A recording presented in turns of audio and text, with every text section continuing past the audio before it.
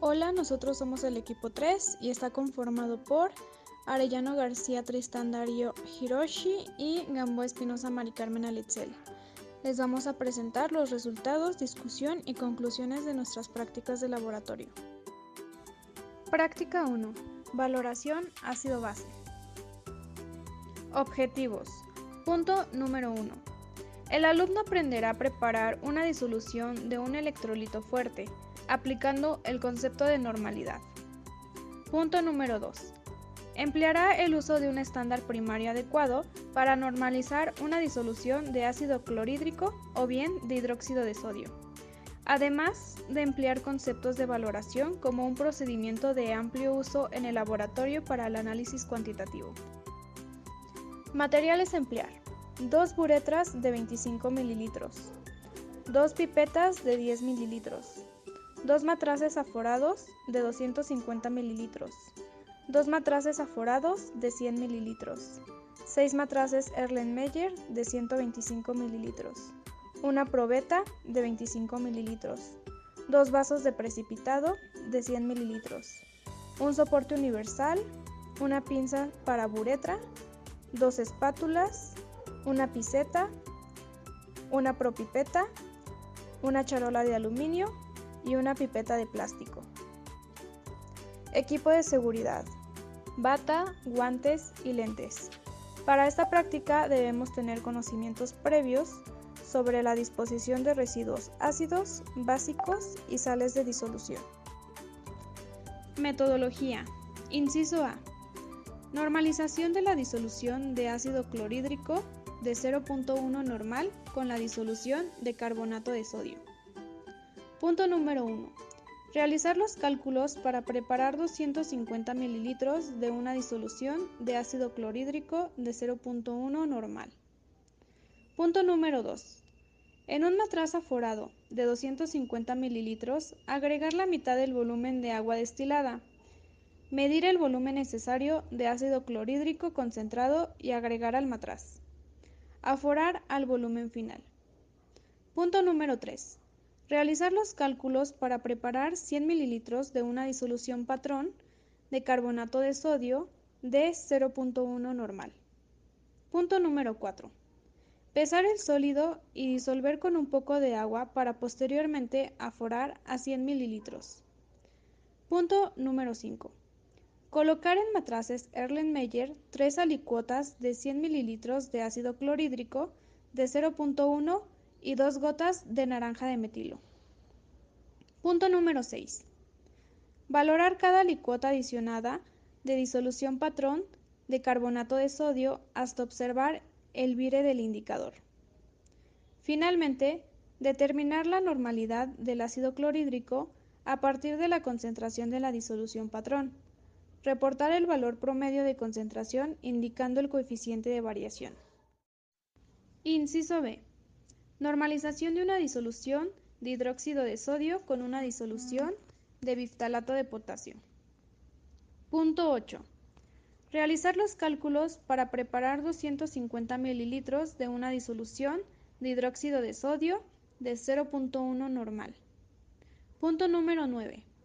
Pesar la cantidad exacta del sólido y disolver en 100 ml de agua destilada y posteriormente aforar en un matraz de 250 ml.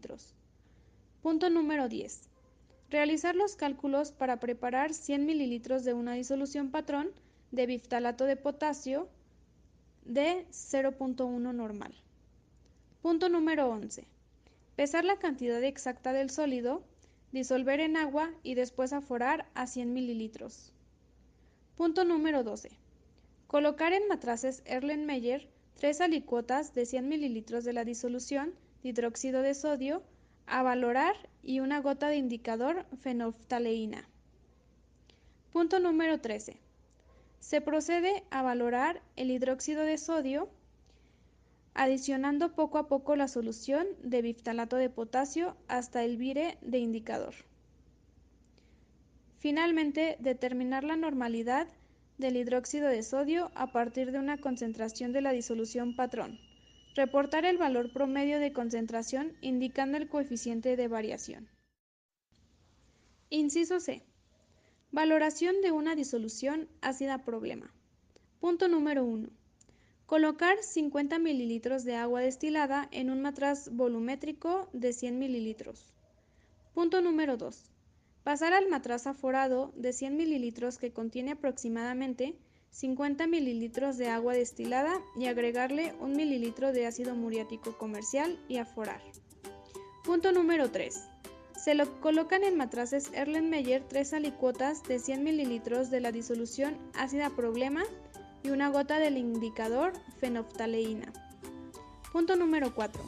Se procede a valorar la solución problema con la disolución normalizada de hidróxido de sodio hasta el vire de indicador fenoftaleína, de incoloro a ligeramente rosa. Finalmente, determinar la normalidad, molaridad y porcentaje de la muestra ácida a partir de la concentración real de la disolución estandarizada de hidróxido de sodio. Reportar el valor promedio de concentración indicando el coeficiente de variación. Inciso D. Valoración de una disolución alcalina problema. Punto número 1. Se colocan en matraces Erlenmeyer 3 alicuotas de 10 ml de la disolución alcalina problema y una gota del indicador naranja de metilo. Punto número 2. Se procede a valorar la solución problema con la disolución normalizada de ácido clorhídrico hasta el vire del indicador naranja de metilo de amarillo a rojo canela.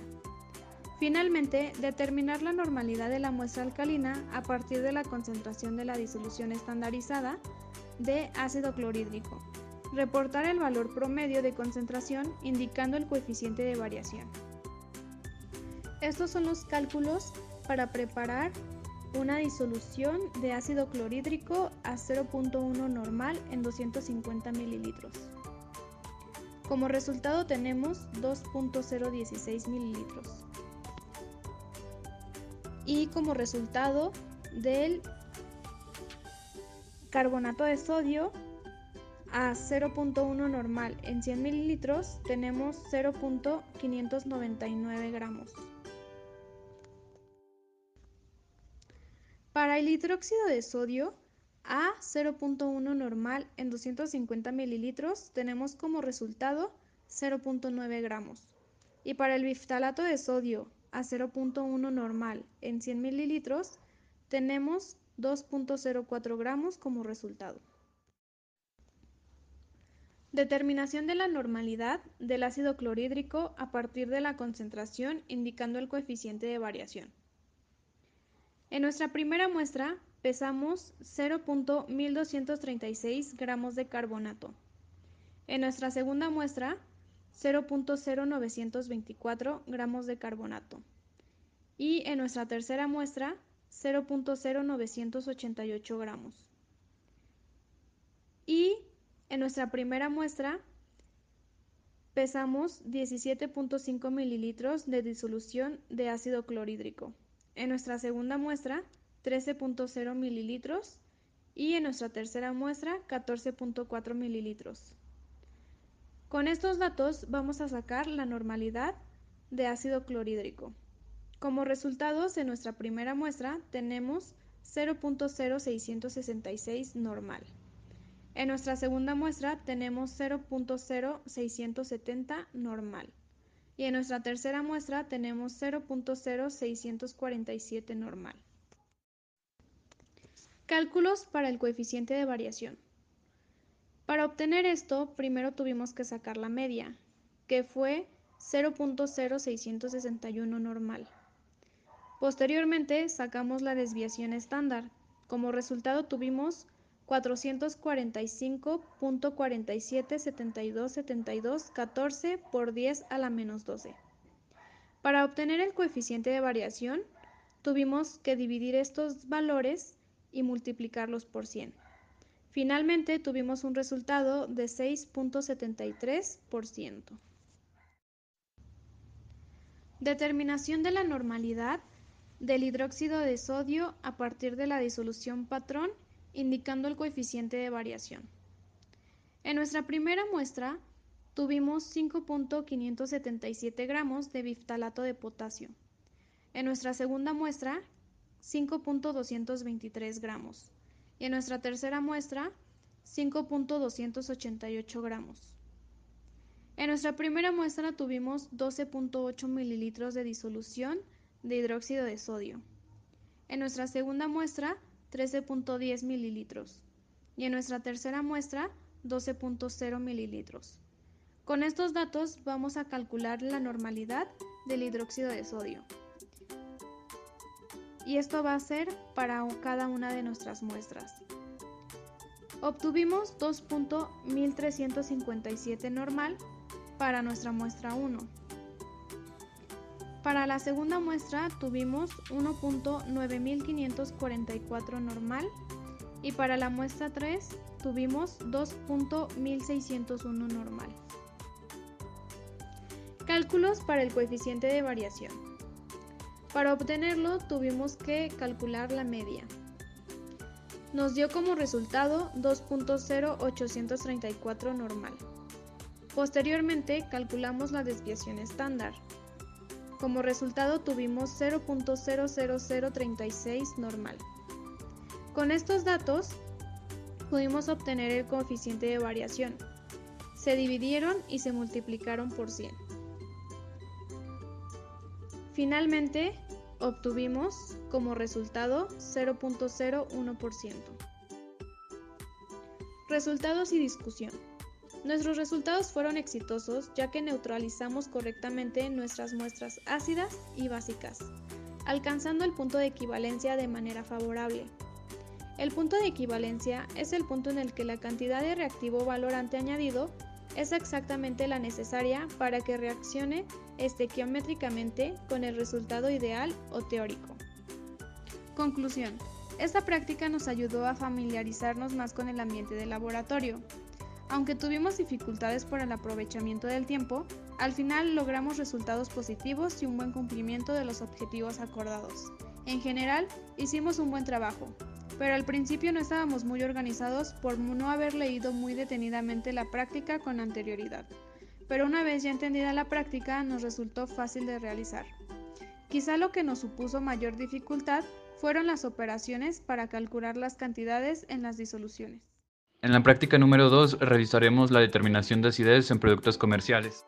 Los objetivos de esta práctica son que estudiamos el concepto de pH y la determinación de acidez de productos cotidianos empleando el uso de papel indicador y potenciómetro o pHómetro. También que aprendamos el manejo y calibración del potenciómetro. Estos son los materiales que empleamos para esta práctica. Además de estos también utilizamos muestras de productos cotidianos que podrían ser la tableta de antiácido, el jugo de limón, el refresco, el detergente líquido, vino blanco o tequila, que en este caso utilizamos vodka, y una muestra ácida y una alcalina, también para medir los pH. Esta práctica, al realizarse en el laboratorio, tuvimos que contar con el equipo de seguridad, que sería la bata, los guantes y los lentes. Esta práctica se divide en dos partes. La primera sería la determinación de pH empleando las tiras reactivas indicadoras. Para esto tendremos que poner 20 mililitros de muestras de los productos cotidianos en cada vaso de precipitado. Cabe mencionar que las muestras sólidas tendrían que ser trituradas en el mortero y disueltas con agua destilada. Ya como último paso sería introducir una tira indicadora de pH y así determinar el valor, pues observando el cambio de color. La segunda parte sería determinar el pH empleando el potenciómetro. Para esto tendremos que calibrar el potenciómetro con los buffer estándar de 4, 7 y 10. Con estos después mediríamos el pH de las muestras en los vasos de precipitado. También pues tener cuidado con el electrodo y estar lavando con agua destilada y secando el exceso. Después comparar los valores de acidez medidos con los métodos realizados y determinar la concentración de iones hidróneo. Los resultados con las tiras reactivas indicadoras de pH son más generales y menos exactos que las que obtuvimos con el potenciómetro.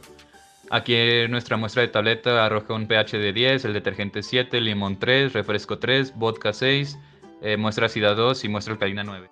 Con el potenciómetro repito que obtuvimos resultados más exactos, ya que la tableta arroja un 9.2, lo cual la clasifica en base, el detergente 9.68 igual base, limón 2.03 ácido, refresco 2.83 ácido, vodka 6.89, que en este punto ya lo clasificamos como neutro, La muestra ácida 1.26 ácido, muestra alcalina 9.95 base. Para esta práctica requerimos, además de las muestras de un potenciómetro de las tiras reactivas, para comparar los resultados que estos dos métodos ofrecen a la hora de determinar un valor de pH. Recordemos que el potenciómetro ofrece un valor más exacto debido a su funcionamiento, que ya trabaja mediante un mecanismo de celda electroquímica, donde los iones hidronio en la concentración pueden determinar la concentración de... Como conclusión, podríamos decir que gracias a la realización de esta práctica estudiamos el concepto de pH más a fondo, además de que conocimos los métodos más comunes para determinar el pH en muestras de productos cotidianos. A grandes rasgos nos resultó un trabajo sencillo a comparación de los otros, pero igual significó un problema el uso del potenciómetro y no pudimos avanzar hasta que la maestra nos auxilió con el uso y manejo del mismo. La práctica número 3 trata sobre la preparación de una disolución amortiguadora o buffer.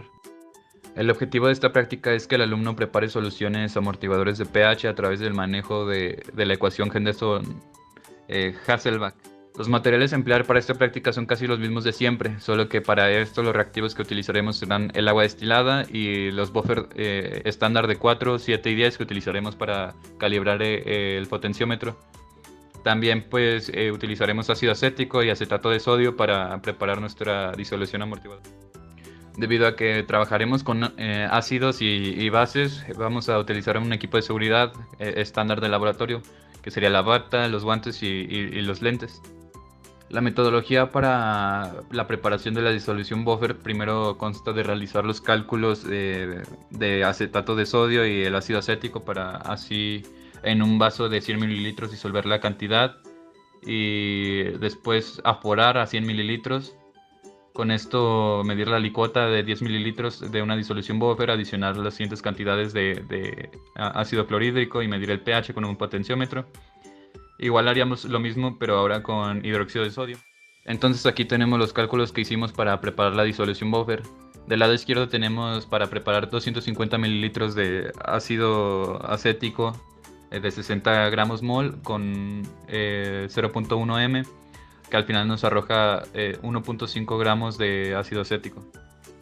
Y del lado derecho tenemos los cálculos para preparar 250 mililitros de acetato de sodio de 82 gramos mol a 0.1 m, que al final también nos arroja una cantidad de 2.05 gramos de acetato de sodio.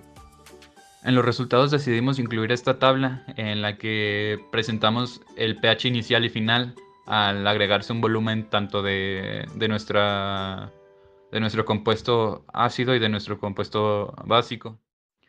En la discusión podríamos decir que el buffer es una solución que amortigua el cambio de pH al agregarse un ácido o base a una muestra neutra y así ser más exactos para preparar sustancias con un valor de pH específico.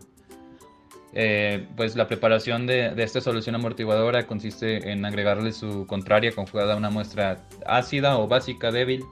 Es decir, que si se pretende preparar un buffer de un ácido débil, se debe mezclar con su base conjugada.